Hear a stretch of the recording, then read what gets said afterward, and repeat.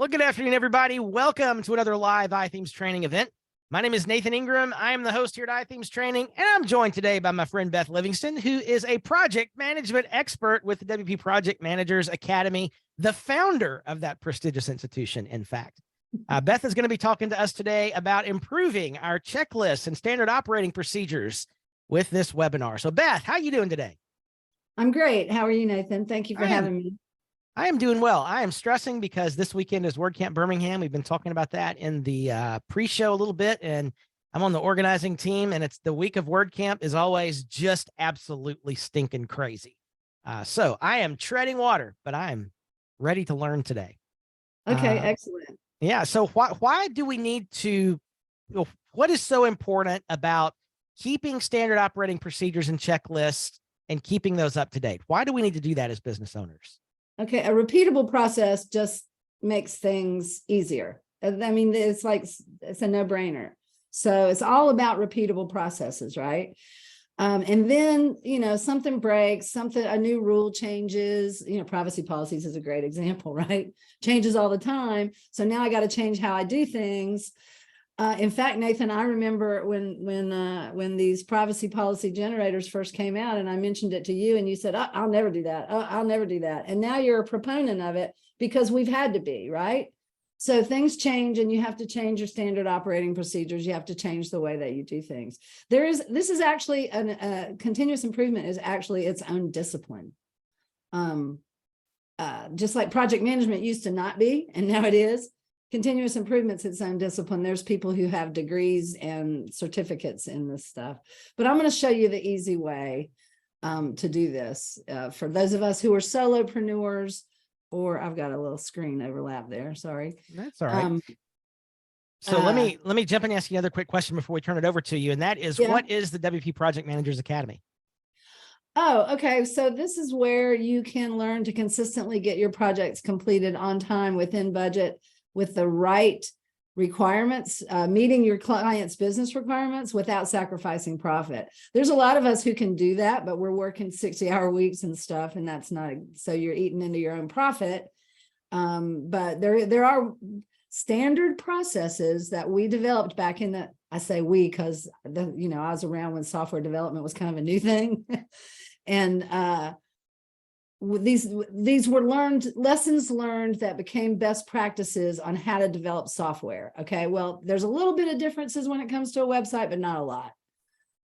So we learned some things like how to stop scope creep and how to control that content bottleneck and get done on time within budget. So yeah, very good. And I figured out that people don't know this stuff, and I thought this is something I can share with the community. So that's why I created the Academy. Very good. And there's a whole free level where they can folks can learn a lot of things, as well as some premium upgrades. So take a look there in the chat. Let me share the slide link one more time. There's a link to the Academy there, and I think you'll have a deal for people if they want to join one of the premium levels. Is that right? We'll talk about that later. Yeah, I've got some. I'll tell you a little bit more about that when we get to the end. Right. All right. So there in the chat, you'll find the link to today's slides, as well as the replay link that will contain the transcript and the chat log and everything, the video, of course, after we wrap up today. It takes about an hour to get all that stuff done. So take a look at that. And Beth, let's get started. I'm excited. Okay. I just have to move this window a little bit and I can't see. Okay. So for those who do not know me, wait. There we go. I skipped a slide. I started life as a first grade teacher, and then I went back to school to get my master's degree in training, actually instructional design. And then after many, many years in corporate software development, I started my own WordPress agency. And then I realized that a lot of people in WordPress businesses were suffering from things I could help with. So that's why I formed the WP Project Managers Academy. I still run my agency, and I recently rebranded and pivoted to helping folks figure out what's not working with their website, and then assembling the resources to fix it. So that's me in a nutshell. And my contact information is there. Feel free to reach out if you want to. So what is continuous improvement exactly? It may seem self-explanatory, and it kind of is, but here's what it truly is. It's a mindset. It's looking for better ways to do things so you can become more effective and efficient. And by the way, there is a word for that. It's called efficacious. I love that word. It means both effective and efficient. So that's what we're looking for, is to become a more efficacious agency. So the whole idea is to remove waste or inefficiencies from intangible processes and create a better end product in a more efficient way. Now, this is an old project management question. There are five frogs sitting on a log. 4 of the frogs decide to jump off. How many frogs are left? Answer in the chat. How many frogs are left? Tell me what the answers are, Nathan. I'm not watching the chat. Is anybody answering? Nobody's answering. Universally 5. Exactly. So you guys know the answer, because having the intent to do something doesn't mean that you're going to actually do it. And that, when it comes to continuous improvement, you really have to do it. We're turning thoughts into actions. Okay, so let's talk a little bit more about the objective of continuous improvement. What you're going to want to do is identify what you do well, where do you struggle, what seems broken, what is starting to crack under the pressure of growth, and then develop a plan. So it's really just a 2-step process. It's just that first step has a lot of sub-steps in it. And then there are 4 types of continuous improvement. There is business process improvement, project process improvement, self-improvement, and agency improvement.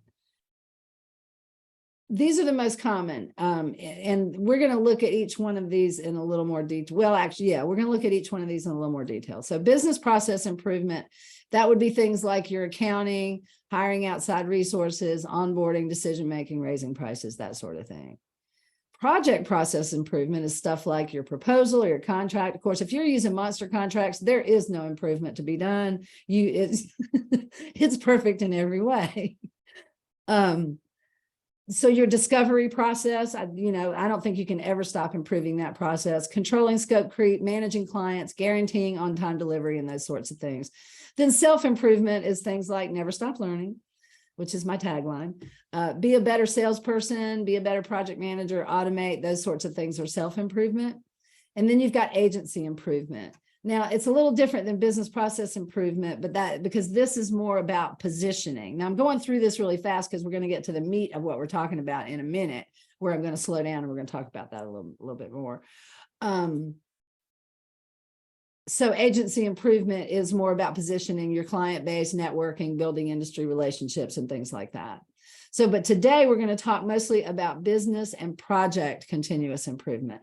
But the principles that we're going to talk about can be applied to any area of continuous improvement, even if that's a personal thing for you. So let's jump right in and talk about let's jump to the top level really and talk about the best practice process. Yeah, it's another process. So in order to develop best practices, what we do is we identify lessons learned, both the good ones and the bad ones. We decide what improvements we're going to make, and we test those improvements. Then we assess the result of that test and then adjust if we need to, because not every time that we decide to improve something, it may not turn out to actually be an improvement. Sometimes it hurts the process. Sometimes with automation, that can actually be the case, because we're trying to automate so much that we end up muddying up the whole process.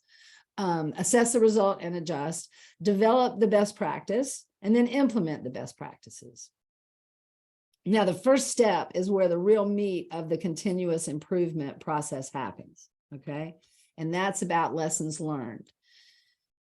But with best practices, you are going to so when you're talking about developing best practices, you want to lay the groundwork. Okay. So what you're going to do there is you're going to set up a system or a process by which you capture lessons learned. Okay. That's laying the groundwork for best practices. You're going to keep a log of lessons learned. You just need to record them somewhere, because making a change, okay, this thing happened, so now we're going to change it. Well, if that's not if that's not something that happens on a regular basis, you might be actually hurting yourself by making a change based on that one project or that one thing that happened in that one project. Not always, but sometimes. You want to be intentional. You need to try to make this a habit. It's a really hard thing to do, y'all, because it's painful and tedious, but the payoff at the end is really so good. If you like to be organized and you like for things to run smoothly, this is a good way to implement those improvements in your business. And then so you're going to create a plan. And when you create that plan, it becomes a project. So your continuous improvement efforts actually become a project, because what is a project? It has a beginning and an end with activities and tasks in the middle. And that makes it a project just by definition.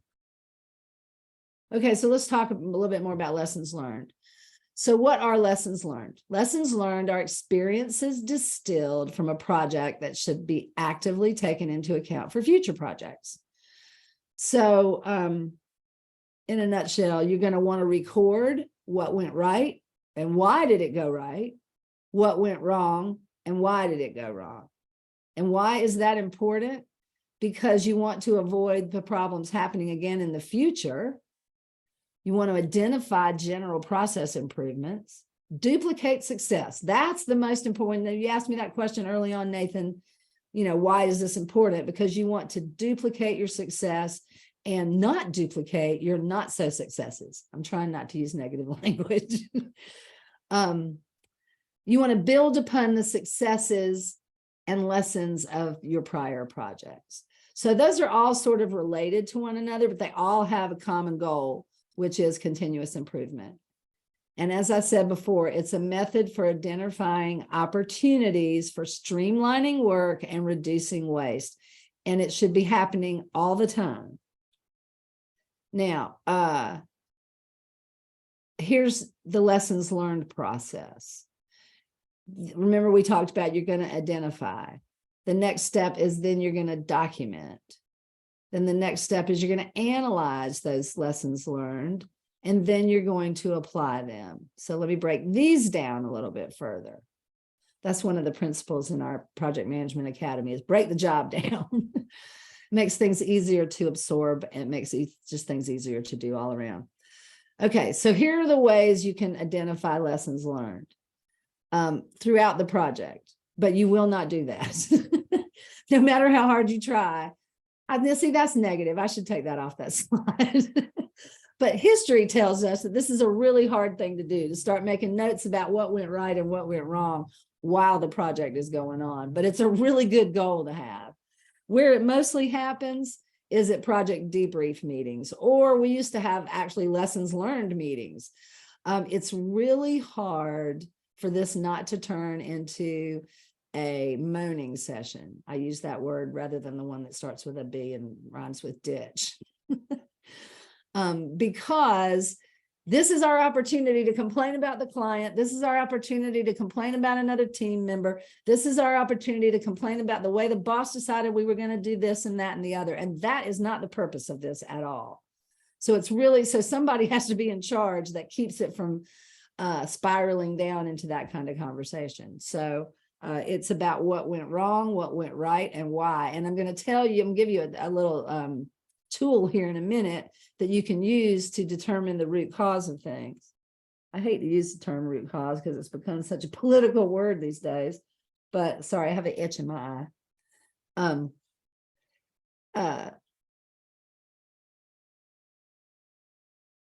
But I'm gonna give you a tool here in a minute that's going to tell you how to do that. Okay, so where it normally happens is project debrief meetings. You can do this with surveys. If it's a really big project, maybe the client has a big team too, you might want to send out some sort of survey to ask people what went right with the project, what went wrong. And that is one good way to keep from having a moaning session about, this is all the things that were horrible on this project.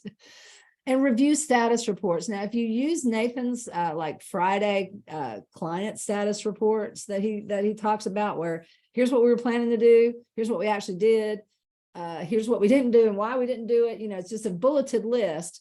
But then there should be a section on those status reports for issues, risks that actually became to fruition and you had to do something about it. All of that should be reflected somewhere on the status report. So by going back and reviewing those status reports, you can find places that things maybe went awry. Now, if you're following a project management methodology where you keep a risk and issues log, and you should be, you can review those logs as well. I'm sorry, sometimes I get into my WP grandma mode and say, this is what you should be doing, but it's only because I want to help. The other thing is to review the project notebook. Now, that's another thing we teach inside the academy, is the importance of keeping a project notebook. Basically, it used to be a paper notebook. Honestly, it used to be a big old fat binder that we would put on our shelf, and then we would make a copy and give it to the client. And so the client would always have that on their shelf. If something happened to us, they had a documentation of the project and all of the approvals that happened and all of the reasons that things were delayed. Basically, it's just like a diary of the project. And then if they have to recreate anything, it's got all the technical stuff there too. But we do this electronically now. It used to be a paper thing. So that's another way, is to go back through and review the project notebook and all the elements that are part of that. And we teach you all about that in the academy. Okay, so when you're documenting lessons learned, it's actually, so you need two things. You need a repository and you need a set of categories that you're going to categorize these lessons learned into. Now, let me back up just a minute and say this.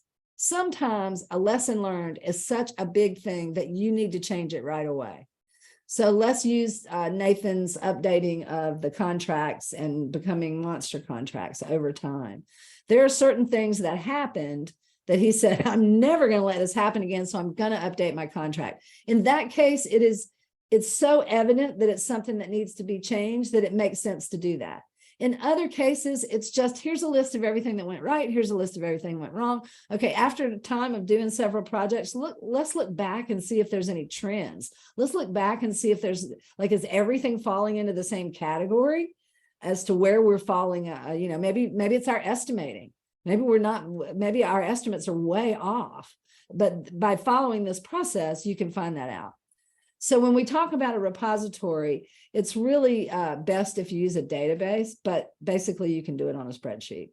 Now that you have Airtable, which is like a combination of a spreadsheet and a database, I've never actually used it because I'm afraid that once I start using it, I'll be so entrenched in it, I won't get any work done. I love that sort of stuff.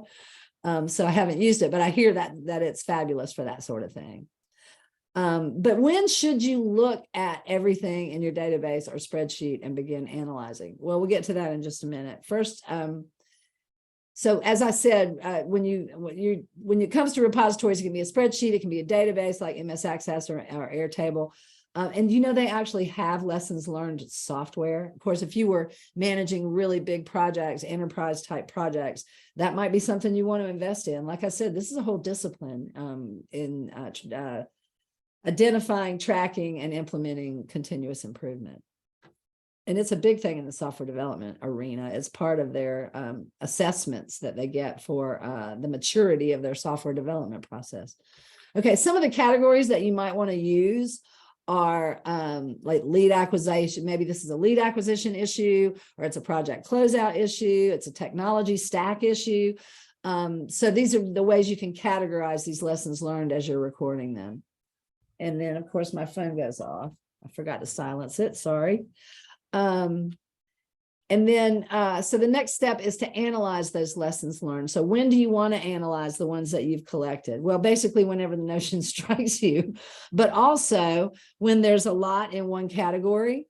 When you want to update a process anyway, you're going to want to go back and look at your lessons learned and see, okay, just like I said, there's an evident, 100% evident need. We need to change this process, but let's go back and look at the other lessons learned about this process too, and see if we need to do anything else at the same time that maybe wasn't as urgent.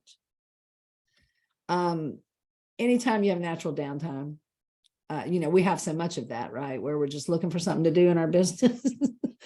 Doesn't happen often, but it is one spot where you can decide to analyze your lessons learned. Okay. So when you're analyzing lessons learned, what you're trying to do is find the root cause of things. And one tool to do that is the 5 whys. It's a thinking tool for identifying root causes. It helps you to move past the blame, to think beyond the specific context of a problem and identify a proper solution to improve. Hold on one moment. I need to cough.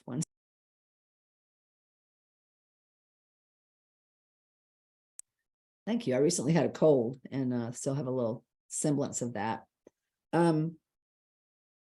Basically, let's see, I've lost the ability to use my mouse. Oh, there we go.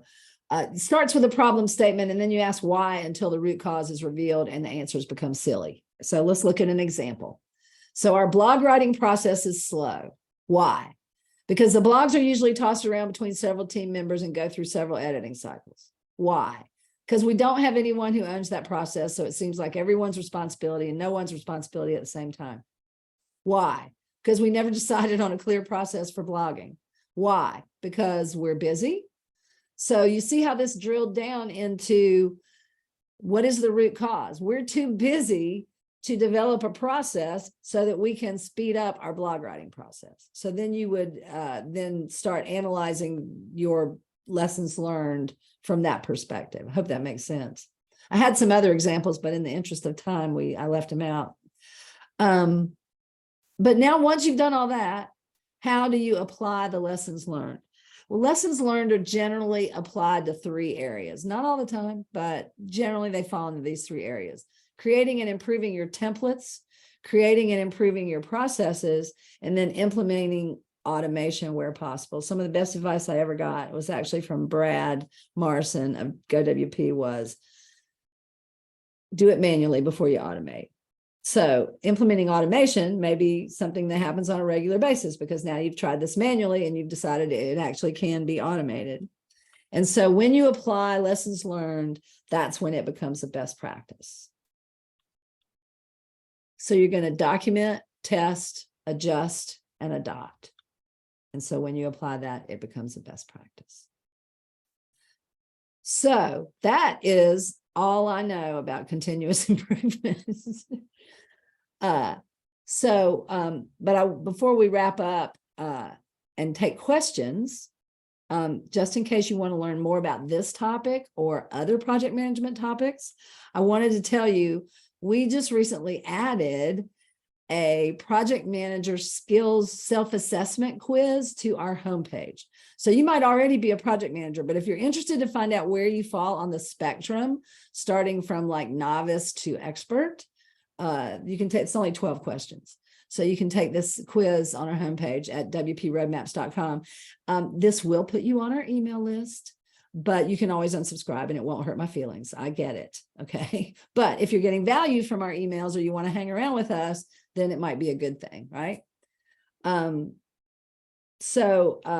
Also, I wanted to tell you that we mentioned it earlier. If you want to learn how to consistently complete WordPress projects on time within budget with features that meet your client's business requirements, this is the big part, is that last part in parentheses, without sacrificing profit, then you can join the Academy, wproadmaps.com/join us. We have the 2 memberships, as Nathan mentioned. One is free and gives you access to the Project Management 101 roadmap. The other one is a premium program, but I'm going to tell you how you can save money on that in a minute. But the premium membership has both Project Management 101 and the complete Project Management roadmap, which has a whole bunch more done for you templates and processes and problem solving roadmaps and lessons from industry experts, including Nathan Ingram, and then ongoing curated content from those folks as well. It's a monthly subscription that you can cancel at any time. And like I said, I'm going to tell you how to save money on that in just a minute.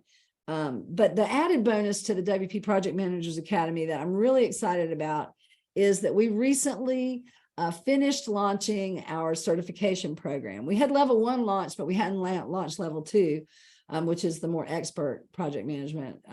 But you can become a certified WP project manager, which is going to set you apart from the competition. Nobody thinks that clients care about this, but they do. They care so much about how much it's going to cost and how long it's going to take. And if you can prove to them that you know how to get projects done on time within budget, then that just sets you apart from the competition because nobody else is doing it. But how this works is there's some quizzes. After you take the training, there's a final exam. For level 2, there's a few additional requirements having to deal with having some social proof. Oh, that's another thing this does for you, is it gives you social proof. And then once you satisfy all the requirements, you get this badge to put on your website, and customers can click on it and find out, what this signifies in terms of your professionalism. Now, some folks join the free program and then upgrade to the premium later. But here's how you can save money now and forever if you think you want to join the premium program. Is I have a special iThemes discount because I love iThemes training so much. I keep signing up every year because I get so much out of it. But here's a special discount for anybody on this call. And between now and February 12th, which is my birthday, so I figured I'd just pick an arbitrary date like my birthday. So between now and February 12th, you can get a $15 monthly discount with the coupon code iThemes23. Now we are going to be increasing the price this year. And right now, the level 1 certification is part of the free program, but it's going to be moving into the premium program. So you might want to go ahead and sign up for the premium program because you get both of them and you won't lose access to anything as we change things around this year. So, and to find out more about this and to enroll in either one, wproadmaps.com/join us. So here's my final slide that says, thank you very much for watching my presentation on continuous improvement. I hope I didn't go too fast. You always worry about, I have too many slides. I'm never going to get through them all. And then now it's only 2:30 or 2:30 here, 1:30 where Nathan is. But as I said, you can take the project management quiz on the homepage at wproadmaps.com. If you want to get a copy of the slides, Nathan has them on the page for this replay. But I also have them at wproadmaps.com/speaking. And then if you're considering joining the Academy, wproadmaps.com/join us. Hey, and even if, hold on a second, I got to take a drink of water.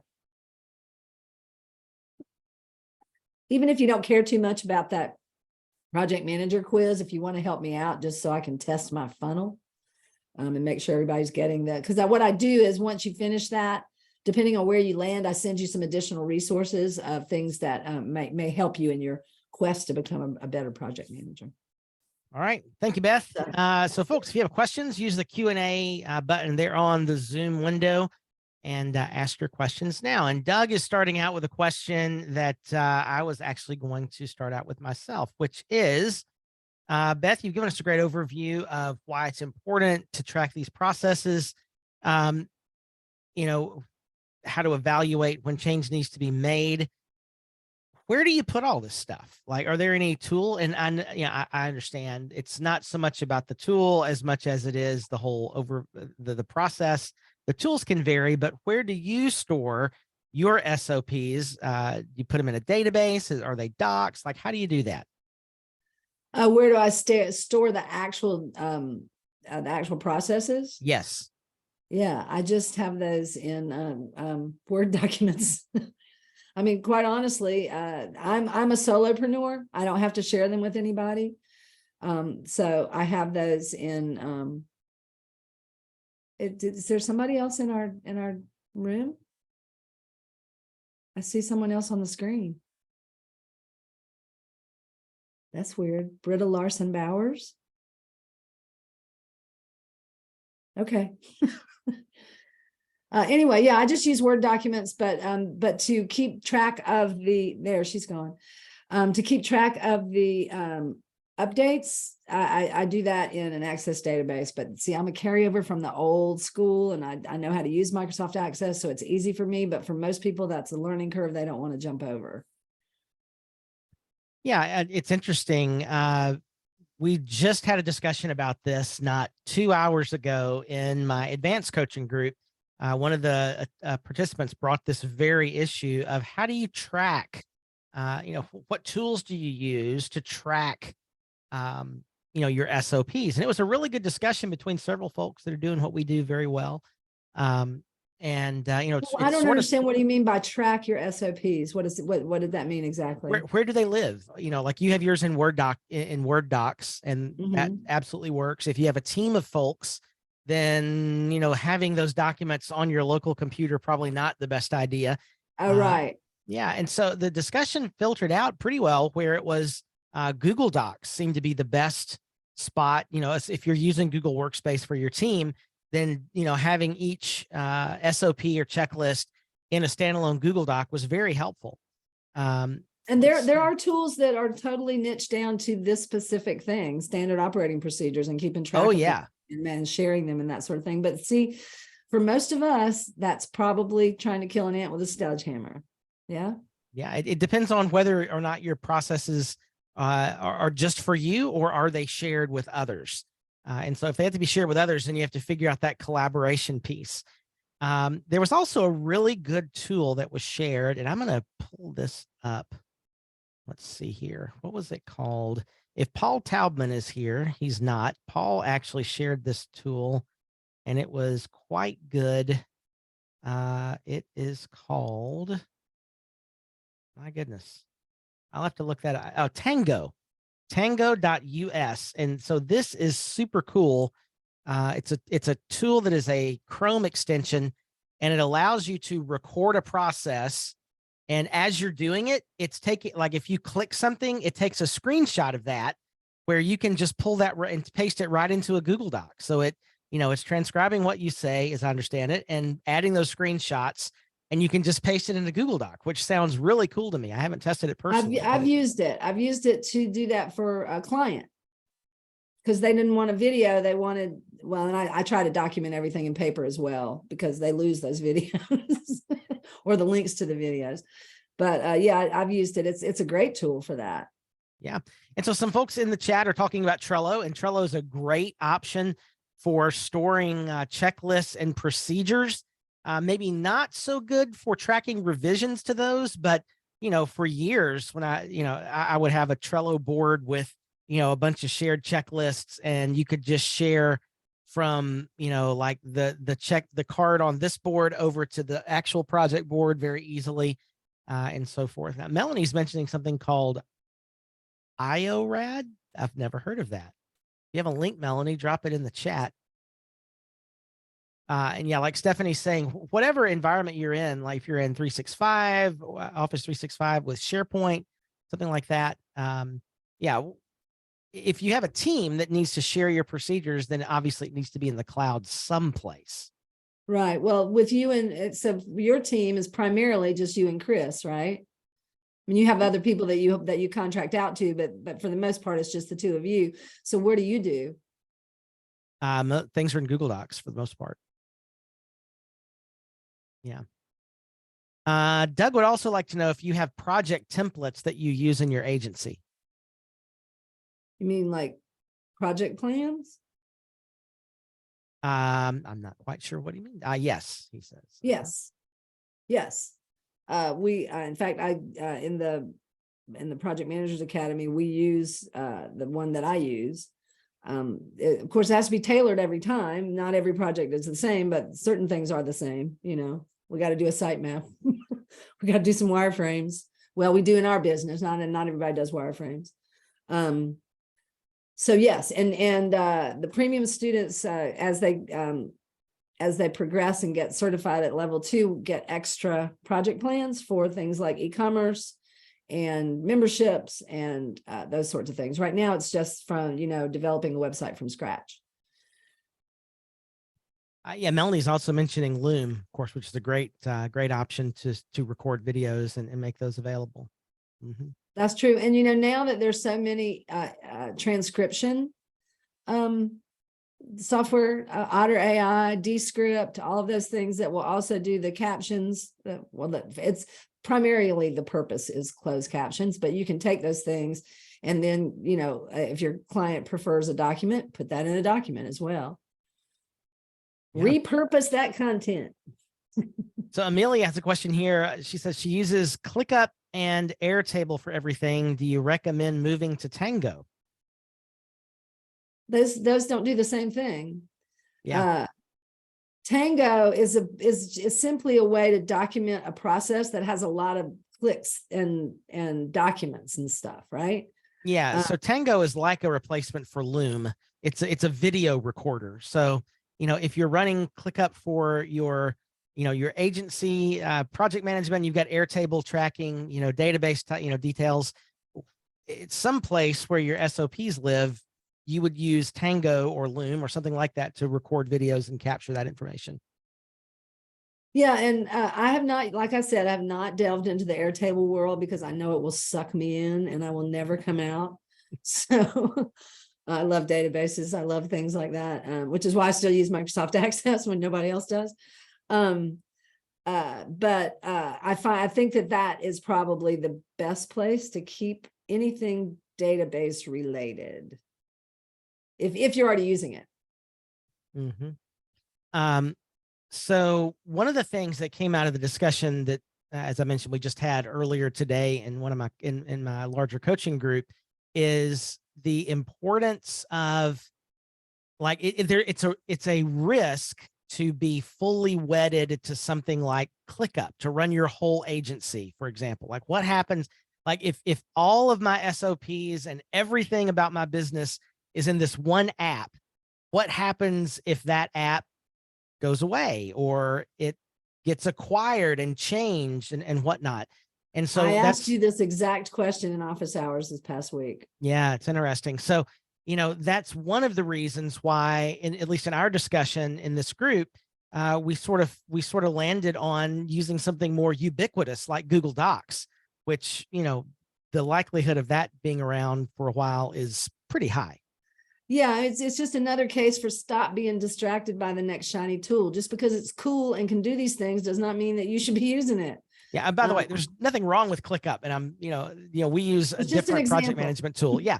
But, we have a lot of our documents and that stays in Google Docs just for this reason. So, yeah. Okay. Good question from Sally here. Sally says, could you give a practical example of a start to finish process that would help to simplify all of this? Like, how would you take ideas through implementation? Would you put that into practice? Some of the methods you suggest, like a quick summary of the whole process of documenting and maybe revising. Right. Okay. So documenting, you just have to document it and then test it against what you did. And did I document it correctly or not? Or have a second set of eyes look at it, depending on whether you've got a team or not. When you're updating it, okay, so it's best just not to think about your SOPs as silos, right? Is just think about this lessons learned process as a thing you do as part of your project breakdown or debrief or closeout, right? As part of your closeout activities, you're going to record the lessons learned from the project. You do that project 1, project 2, project 3. Okay, now it's 6 months later and you say, you know what?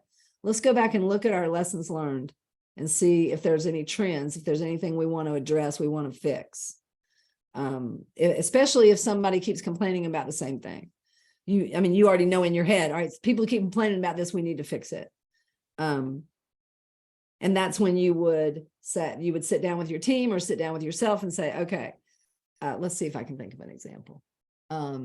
Underestimating. We keep underestimating because we keep forgetting to estimate the time it takes to have a status meeting with the client. That's a perfect example because that's the kind of stuff that people forget, right? The talk that I'm doing in Birmingham this weekend is how to get paid for every little thing you do. And what I talk about there is if you don't know every little thing you do, you can't get paid for every little thing you do. So you need to write it down, right? So, that's what I mean. It's tedious. You only have to do it once though, is you just sit down and you write down every little tiny step you take, that's involved in it. It might not be in the final document, but it's the only way to know exactly what you're doing. And are you estimating properly for that activity? Did that answer the question? I think we're getting there. I think like something that we all do. And like the classic example I've used for this whole process in different talks is like launching a website, right? Like if you go to launch a website, if you've been building websites, you could probably do that in your sleep and you just kind of do it. But when you start to write down things step by step, the first time you do it, it's done, but it's never done. These checklists and processes they're living. They can always be tweaked and refined. So writing down the steps, for example, of launching a website, well, then, for me, at least, I put that away until the next time I do the task. Then I'll pull the checklist out and I'll run the checklist and I'll realize, oh, wait, if, step here, number 7, if I move that up to step 4, then that's less clicks. And so you optimize the flow over and over and over again. And, the next 4 or 5 times you run it, you may make some, make some of those optimizations. Then it starts to solidify just a little bit. And then it's really, oh, I learned this new thing. Let's add this, or wow, this is breaking now. Let's change this. It tends to be more event driven rather than process driven at that point. Right. And so you just iterate. Right. And that's an organic way for it to happen. But like I said, like you go through that checklist and you say, okay, I want to move this. I think it makes more sense to move this to step 3 instead of step 7. Just document why you made the change. Cause I'm telling you, when you get older and you go, all right, wasn't that step 7? How did that get moved to step 3? Right. So just, it's important to document everything. I'm sorry. It's, the older I get, the less I remember. Yeah. And, Doug has just made a good point in the chat of the value of these processes. Once you start to do, you do this over and over and you really spend time refining them, there's great value in those. So make sure they're backed up. And, because if you lose those like that, it's a huge piece of the value of your business. Yeah. It's a great point. Well, and, also as you grow, now I don't intend to scale, I'm happy right where I am. But if you do, and as you grow and you're not going to be the one doing it anymore, you're going to have to hand it off to somebody else. The more refined and streamlined and tested and it's carved in granite now because it works so perfectly that you can have it, the easier you're going to make it for those people that you're onboarding. And the way that I think about it is, if something were to happen to me, the pandemic made me think like this. Okay. If something were to happen to me and I don't have a lot of people because I live alone and work from home, I don't have a lot of people that are close to me. Somebody, probably my brother, who's only semi-technical, is going to have to take this stuff and do something with it. Right. So for him to be able to have these things to hand off to somebody to help with that whole process would be, so in that respect, it's just something that is important to me from, people keep telling me I'm 65. I'm not that old. I shouldn't be thinking like that, but the pandemic is what did it. Yeah. All right, folks, any final questions for Beth before we start to wrap this up? It's been a good discussion today. Thank you, Beth, for your insight in all of this. Yeah, Sherry's saying she often needs to sketch things out in a diagram to draw out a process. And, that's why flowcharts were created. I've done that many times because you get down to step 3 and you're like, wait a minute, this has a yes or no option. So I need to see how both are going to go to get to the end. Yeah. Oh, good. I'm glad you liked it, Elizabeth. Thank you. And Ben, you're exactly right. When you look at some point, if you ever want to exit your business, and I realize that for a lot of folks, they're not even thinking about that. Like I run my business to make ends meet, but it's something, if you're running your business well, then at some point it should have some value that you can sell. And there's 2 things that really bring a business value. The first is recurring revenue, which we talk about a lot here. The second is documented processes. Those are the things that are going to bring your business value if and when you get ready to exit. So very important. And it's a good reminder of how to do some of these things. So I'm going to share once again the link to all of the things in the chat. We'll have the replay up in about an hour or so. That'll have the transcript and the chat log, some good resources and thoughts shared in the chat. One final reminder I will make is tomorrow we do have the webinar about setting up Cloudflare for your client sites. So if you haven't registered for that one yet, that was a quick last-minute addition last week. Some folks wanted that during the security webinar that we had. I just dropped the link in the chat. I'm going to be instructing in that one on just a walk through Cloudflare, how to set it up on your client site and how to kind of work with Cloudflare along with clients. So join us for that tomorrow. Beth, any final thoughts as we're wrapping up here? I'm personally looking forward to that tomorrow. Yeah, I'm excited about that. No, just please understand that a lot of times I give you the Mac Daddy version of this whole discipline for continuous improvement. Scale it down if you need to, but just make sure that you're documenting those lessons learned. That's all. Very good. It's a great place to stop. Well, thanks again, Beth. Thank you all for being with us as well. I am back tomorrow at 1 o'clock for that Cloudflare webinar, and we'll see you back here on iThemes Training, where we go further together.